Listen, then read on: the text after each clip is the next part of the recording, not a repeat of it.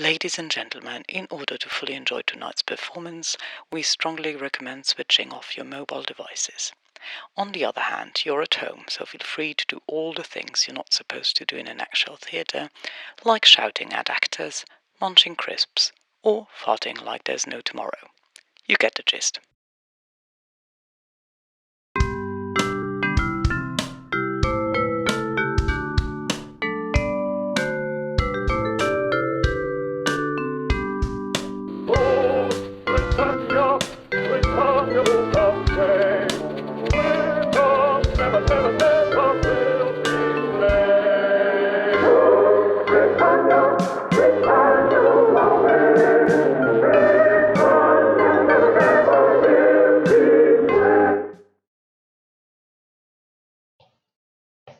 My dear Ernest, what brings you up to town? Oh, pleasure. Pleasure, Algernon. What else would bring one anywhere? Now, why all these cups? Why cucumber sandwiches? Why such reckless extravaganza in one so young? Who's coming to tea? Merely Aunt Augusta and Gwendolyn. Oh, how perfectly delightful. But I'm afraid Aunt Augusta won't quite approve of your being here. May I ask why? The way you flirt with Gwendolyn is perfectly disgraceful. It's almost as bad as the way you flirt with her. I'm in love with Gwendolyn. I've come up to town expressly to propose to her. I thought you were coming up for pleasure. I call that business. Oh, how utterly unromantic you are. Gwendolyn is my first cousin, and before I allow you to marry her, you must clear up the whole question of Cecily. I don't know anyone of the name of Cecily.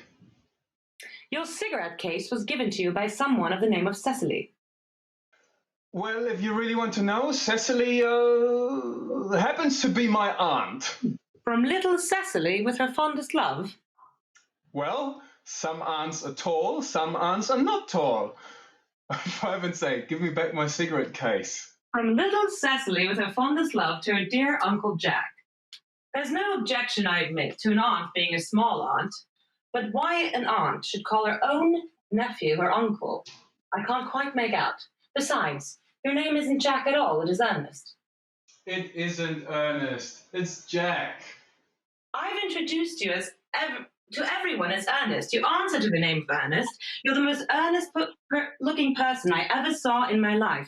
It is perfectly absurd yourself saying that your name isn't Ernest.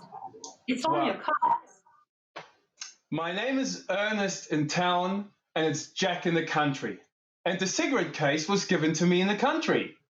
Ah, you've invented a very useful younger brother named Ernest, so you may come up to town as often as you like to see your dear Gwendolyn. Dear me, Gwendolyn, you are smart. I'm always smart, am I not, Mr. Worthing? You're quite perfect, Gwendolyn Fairfax. Perfect. That would leave no room for improvements. Miss Fairfax, ever since I met you, I have admired you more than any other girl I ever met since I met you. We live, as I hope you know, Mr. Worthing, in an age of ideals. And my own ideal has always been to love someone of the name of Ernest. There's something in that name that inspires absolute confidence. But you don't really mean to say that... When you mentioned to me your name was Ernest, I knew I was destined to love you. But you don't really mean to say that you couldn't love me if my name wasn't Ernest. But it is Ernest. Yes, I know it is. But supposing it was something else. That is clearly a metaphysical speculation. And like most metaphysical speculations, has very little reference at all to the real life facts as we know them. Personally, darling, to speak quite candidly, I don't much care about the name of Ernest. It is a divine name. It has a music of its own. It produces vibrations. I think there are lots of other much nicer names. I think Jack, for instance. It's a charming name. Jack? No. There's little music in the name of Jack. The only real safe name is Ernest. Then, Gwendolyn, I must get Christian at once then. I mean, we must get married at once. Married, Mr. Worthing? The subject hasn't even been touched upon. Well, let me propose to you now.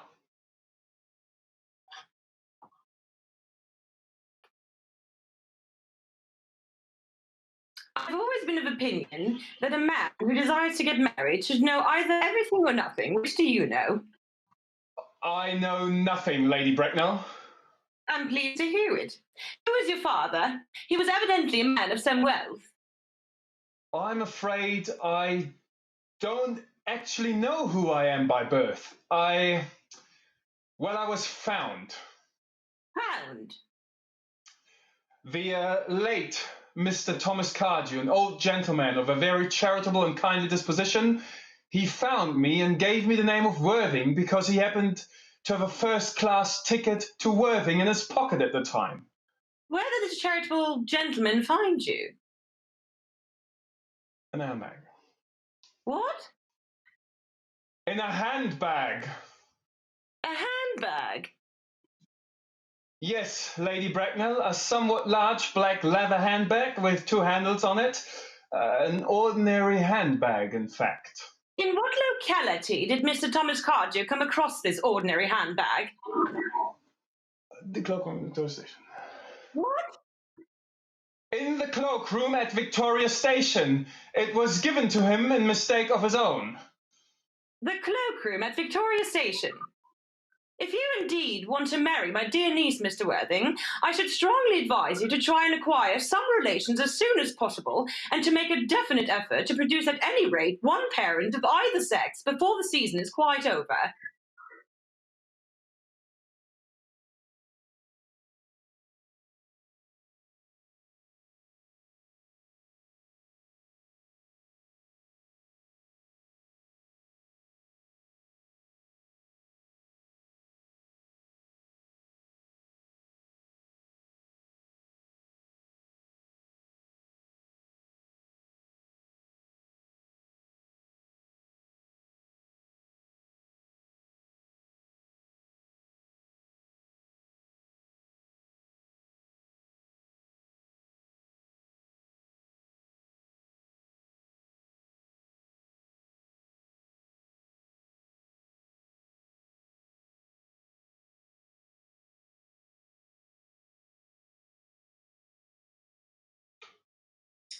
Cecily? Cecily, your German grammar is on the table. Pray open it at page 15. We will repeat yesterday's lesson. Take out your Kugelschreiber. But I don't like German, Miss Prism. It isn't at all a becoming language. And I know perfectly well that I always look quite plain after my German lesson. Mr. Ernest Worthing has just driven over from the station. Mr. Worthing? Oh, fuck, I haven't shaved. No need, darling. Mr. Ernest Worthing, you are Uncle Jack's brother, my cousin Ernest, my wicked cousin Ernest. Oh, I'm not very wicked at all, Cousin Cecily. Oh, I hope you have not been leading a double life, pretending to be really wicked and being really good all the time. That would be hypocrisy. Oh, of course, I've been rather reckless. Oh, I'm glad to hear it. Stop it! We're live. We have to continue. I know. Yeah, I know. We have to. Mr. Worthing! I trust this garb of woe does not betoken some terrible calamity. My brother. Ah, more shameful debts and extravagance, still leading his life of pleasure. Dead. Your brother Ernest dead? Quite dead. What a lesson for him. I trust he will profit by it. Oi, Miss Prism! Miss Prism!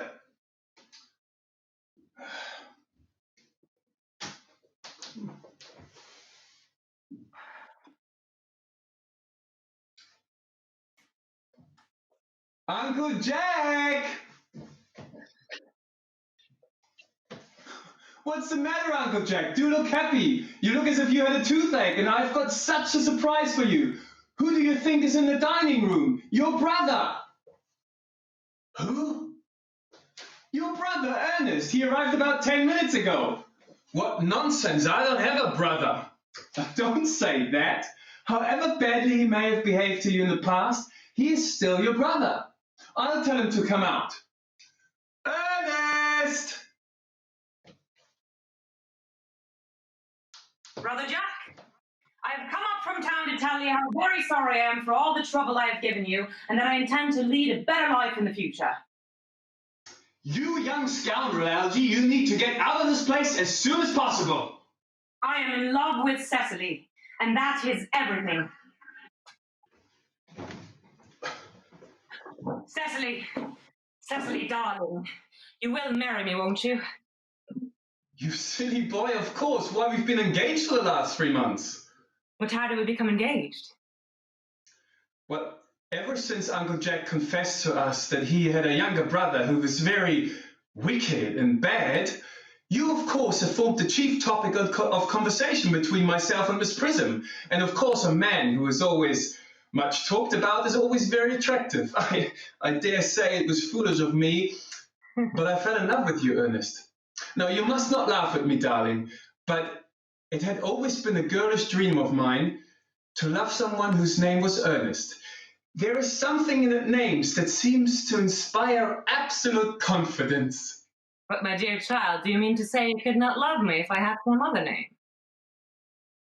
Yeah, but what name? Any name you like. Algernon, for instance. Ugh.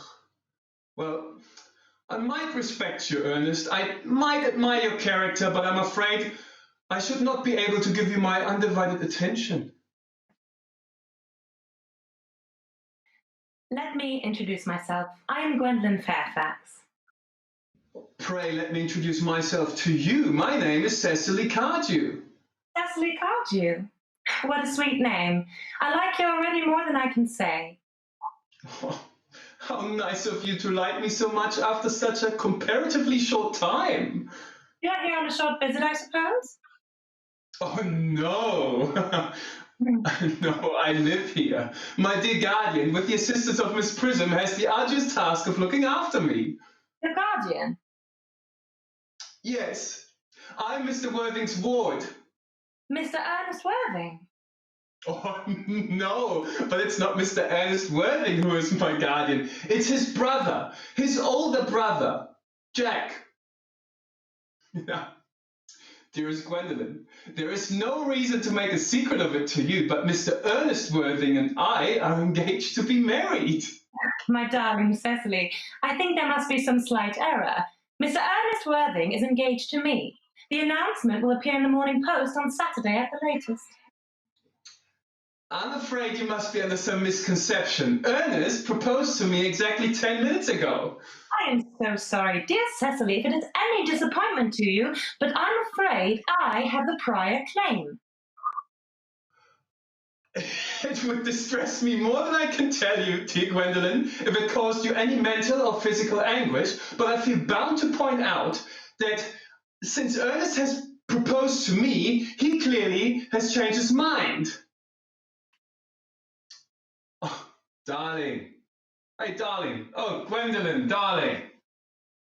Ernest, my dear Ernest.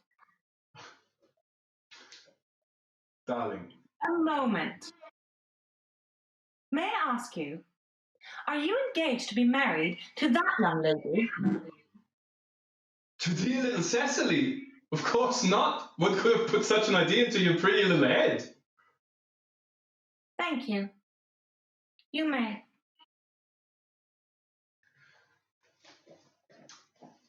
Miss Fairfax, I knew there must be some misunderstanding. The gentleman's arm who was around your waist is my guardian, Mr. Jack Worthing. I beg your pardon? This is Uncle Jack. Jack. Oh, But where is Ernest? where is Ernest? Ernest! My own love. Mwah. A moment, Ernest. May I ask you, are you engaged to be married to that young lady? What young lady? Dear heavens, Gwendolyn.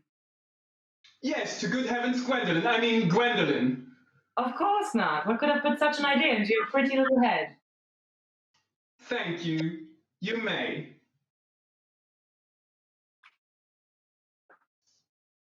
Felt there was some slight error, Miss Cardew.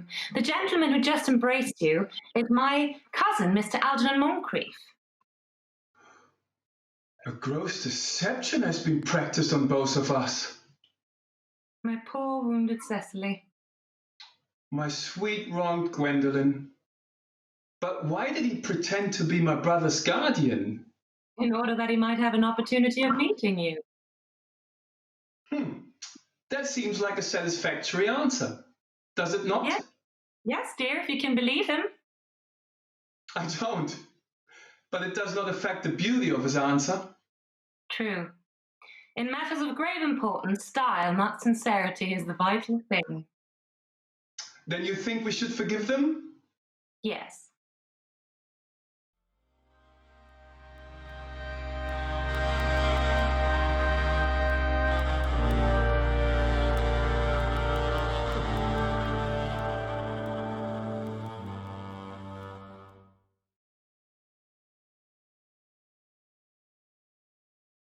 Sehr verehrte Zustreamerinnen und Zustreamer, Leif Light, willkommen zu Chronisch Viral.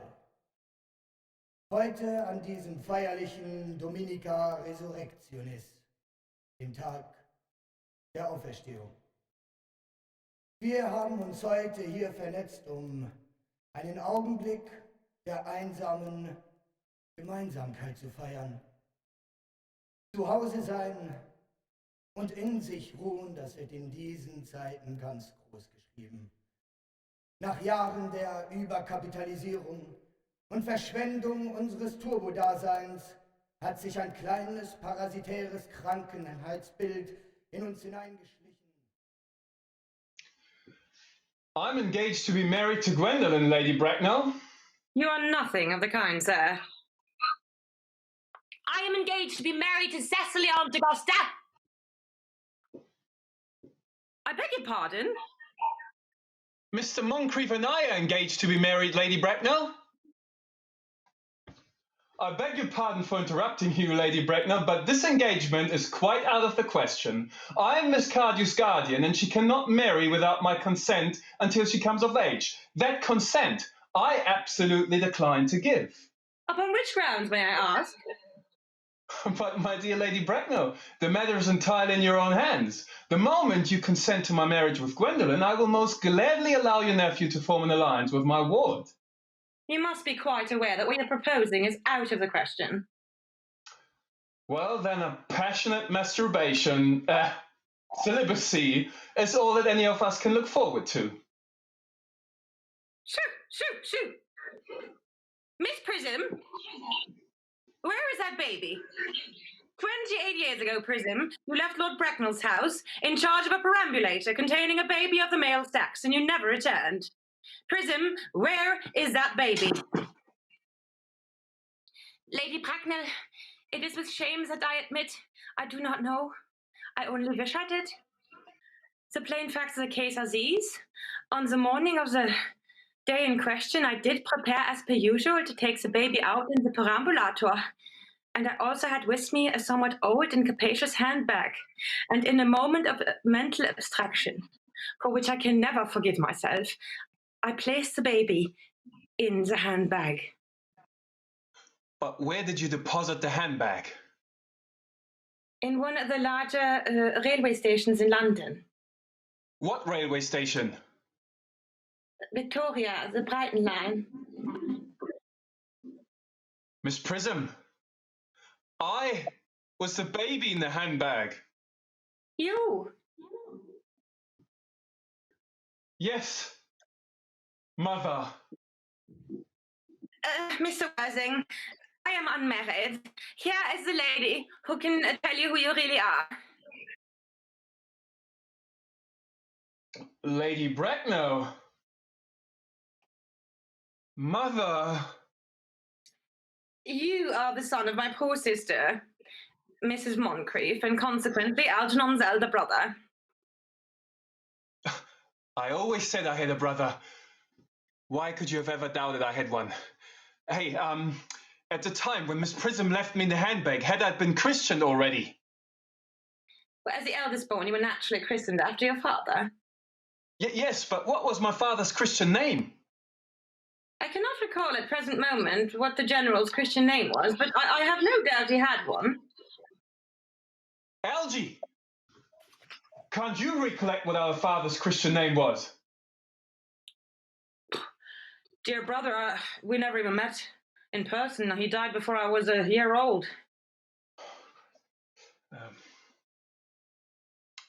His name would appear in the army lists of the period. Oh, these delightful records should have always been my constant study.